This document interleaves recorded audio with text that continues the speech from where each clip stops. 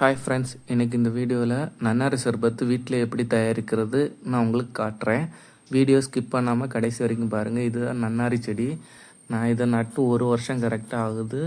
1 வருஷத்துக்கு முன்னாடி ஒரு இடத்துல இந்த மாதிரி நான் நட்டு வச்சு அது இந்த அளவுக்கு தான் வளர்ந்துருக்கு. ஆனால் அதோட வேர் எப்படி இருக்குன்னு பார்க்குறதுக்காக தான் நான் தோண்டி பார்த்தேன். பட் தோண்ட தோண்ட அந்த வேரோட ஆழம் ரொம்ப கீழே போயிட்டு இருந்து. அதாவது அது எப்படியாவது உடையாமல் எடுக்கணுங்காக தான் சுற்றி முற்றி இருக்கிற மண்ணெல்லாம் நீக்கிவிட்டு நிறையவே ஆழமாக தோண்டி இருந்தேன். ஆனால் தோண்டும்போது அதோட வேர் பெருசாக வந்திருக்குன்னு ஒரு கணிப்பு இருந்துச்சு. அதே மாதிரி தான் அந்த வேர் ஆழம் வரைக்கும் போயிருக்கு. ஆனால் இன்னும் ஒரு 2-3 வருஷம் விட்டாச்சுன்னா பெரிய வேராக கிடைக்கும். பட் இதில் இப்போதைக்கு ஒரு நார்மல் சைஸுக்கான வேர் தான் எனக்கு கிடச்சிருக்கு. பரவாயில்ல, 1 இயரில் இந்த செடிக்கு இந்த அளவுக்கு வேர் வந்ததே பெருசு தான். அதாவது தண்ணி எங்கே நிறையா படுதோ அந்த இடத்துல மட்டும்தான் பெரிய வேர் கிடைக்கும். இது இன்னொரு இடத்துல தோன்றுனது. ஆனால் இங்கே பார்த்தீங்கன்னா நல்ல தண்ணி ஈரப்பதம் இருக்கிற இடம்தான். அங்கே இந்த வேர் கொஞ்சம் பெரிய வேராட்டு கிடச்சிது. இதை உடைக்கும் போது உங்களுக்கு தெரியும். பார்த்தீங்கன்னா அது வேர் கொஞ்சம் பெருசாக இருக்குது. ஆனால் அந்த ஸ்மெல்லு சூப்பராக இருக்குது. அந்த உடைக்கும் போது வேரோட ஸ்மெல் நல்லாவே இருக்குது. அது ஒரு வித்தியாசமான ஒரு ஃபீலிங் கொடுக்குது. இவ்வளோ தான் இன்றைக்கி நான் கலெக்ட் பண்ணது நன்னாரி. இந்த நன்னாரியை வச்சு தான் இன்னி சர்பத்து எப்படி செய்கிறது ஒவ்வொன்றா காட்டுறேன். இந்த நன்னாரியில் ஒரு பழமொழி இருக்குது. அதாவது நன்னாரி விரும்ப பொன்னாகும் மேனி, இப்படி ஒரு பழமொழி. இதோட அர்த்தம் பார்த்திங்கன்னா நன்னாரிங்கிறது நாகரிக நாரி, அதாவது நறுமண மேனி, நலம் தரும் வேணி. இதுதான் இதோட கருத்து. ஆனால் எனக்கு டீப்பாக எதுவும் தெரியலை. பட் இந்த மாதிரி பழமொழி முன்னாடி சொல்லுவாங்க. அதாவது இந்த நன்னாரியில் நிறைய மருத்துவ பயன்கள் இருக்குது. இது உடல் சூட்டை தணிக்கும், கிட்னி சம்பந்தப்பட்ட பிரச்சனைகளுக்கு எல்லாமே பயன்படுத்தலாம். அதாவது மேலும் இதில் நிறையவே பெனிஃபிட்ஸ் இருக்குது. அது மாதிரி அது கட் பண்ணதுக்கு மீதி இருக்கிறத நட்டு வச்சாலே திருப்பி அதை எடுத்து துளிர் விட்டு வளர்ந்துடும். இப்படி தான் கழுகுனதுக்கப்புறம் இந்த மாதிரி தான் இந்த வேர் இருக்கும். இந்த வேரை தான் நான் வச்சு நன்னாரி சர்பத்து செய்கிறதுன்னு உங்களுக்கு காட்டுறேன். ஃபஸ்ட்டு அதை க்ளீன் பண்ணிவிட்டு ஒரு இடிகல்லில் வச்சு நல்லா தள்ளுனிங்கன்னா அதில் உள்ள அந்த எக்ஸ்ட்ரா அந்த சார் பிரிஞ்சு வந்துடும். அது மட்டும் இல்லை, இது கழுகும்போது ரொம்ப கவனமாக கழுவணும். அதில் சின்ன சின்ன மண் இதெல்லாம் இருக்கும். ஆனால் நம்ம ஃபில்டர் பண்ணும்போது எப்படியும் எடுத்துடலாம். ஆனாலும் க்ளீன் பண்ணும்போது நல்லா ஒரு 2-3 டைம் நல்லா க்ளீன் பண்ணால் பெஸ்ட்டு. நமக்கு குடிக்கும்போது மண் எதுவுமே இருக்காது.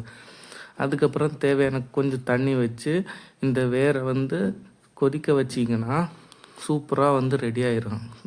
சர்க்கரை தேவைன்னா போட்டுக்கோங்க, இல்லைன்னா லாஸ்ட்டில் தேன் கூட மிக்ஸ் பண்ணிக்கலாம்.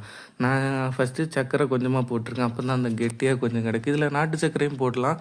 பட் அந்த ஃப்ளேவர் கொஞ்சம் டிஃபர் ஆகும். அந்த ஸ்மெல்லும் கொஞ்சம் வித்தியாசம் இருக்குது நாட்டு சர்க்கரையோட ஸ்மெல்லு. இது ஒயிட் சுகர் போட்டாச்சுன்னா அந்த ஸ்மெல்லு எதுவுமே டிஃப்ரெண்ட் இருக்காது. அந்த நன்னாரியோட ஸ்மெல்லு நல்லா இருக்கும். அதுக்காக தான் நான் ஒயிட் சுகர் போட்டிருக்கேன். இப்படியே ரொம்ப ஒரு 10 மினிட் கொதிக்க விட்டுனாலே அது கெட்டித்தன்மையாக வந்துடும். அப்புறம் பார்த்திங்கன்னா அந்த நன்னாரி சிறப்பு அப்படியே உங்களுக்கு தெரியும். இப்படி தான் கலர் இருக்கும். நம்ம கடைகளில் எல்லாம் கிடைக்கிறதுல கலர் ஜாஸ்தியாக இருக்கும். அதில் ஃபுட் கலர் சேர்ப்பாங்க. இது நேச்சுரலாக இப்படி தான் கலர் இருக்கும். இந்த அளவு கெட்டித்தன்மை போதும். இது பார்க்கும்போது ஒரு கிட்டத்தட்ட ஒரு தேன் சிரப் மாதிரி இருக்குது. அதை வடிகட்டி எடுத்துக்கணும். அப்போ தான் அந்த மண் சின்ன சின்ன தூசி ஏதாவது இருந்துச்சுனாலே அது அப்படியே ஃபில்டராகவே போயிடும். மொத்தமாகவே இன்றைக்கி ஒரு 10-15 வேர்லேருந்து இவ்வளோ தான் நமக்கு சிரப் கிடச்சிருக்கு. அப்போ நன்னாரி ஒரு லிட்டரு சிரப் எடுக்கணும்னா எவ்வளோ வேர் தேவைப்படும்னு நினச்சி பாருங்கள். அதனால தான் இதோட ரேட் காஸ்ட்லியாக இருக்குது.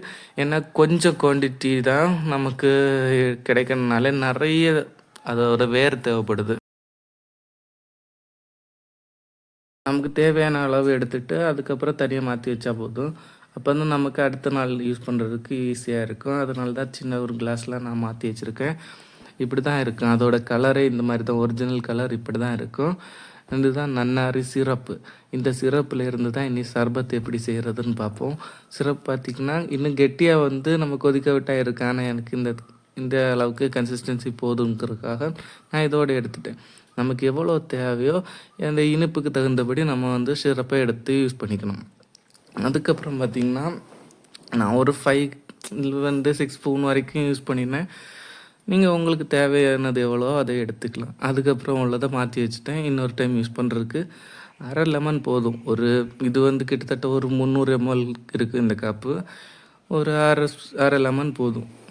இதை புழிஞ்சு ஊற்றிட்டு கொஞ்சம் சப்ஜா சீடு தேவைக்கு யூஸ் பண்ணிக்கலாம். சப்ஜா சீடு என்கிட்ட இருந்ததுனால நான் யூஸ் பண்ணேன். சப்ஜா சீட்லேயே நிறைய பெனிஃபிட் இருக்குது. அதாவது இதுவும் உடம்பு குளிர்ச்சிக்கு அப்புறம் வெயிட் லாஸ்க்கெல்லாம் ரொம்ப ஹெல்ப் பண்ணும். அதையும் கொஞ்சம் போட்டுக்கலாம். நான் 2 ஸ்பூன் போட்டிருக்கேன். அதுக்கப்புறம் தண்ணி, தேவையான அளவு தண்ணி ஊற்றிக்கங்க.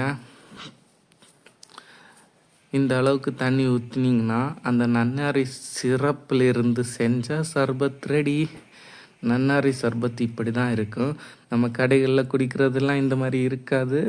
ஐஸ் க்யூப் போட்டுக்கோங்க, ஆப்ஷனல் தான்.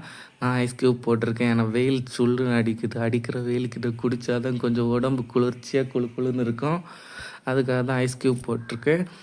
ஆனால் டேஸ்ட்டு பண்ணி பார்த்தேங்க, வெரி சூப்பராக இருந்துச்சு. இதுதான் ஒரிஜினல் நன்னாரி சிரப்புலேருந்து செஞ்ச நன்னாரி சர்பத்து.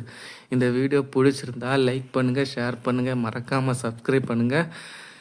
பிடிச்சிருக்குன்னு நினைக்கிறேன். தேங்க்ஸ் ஃபார் வாட்சிங்.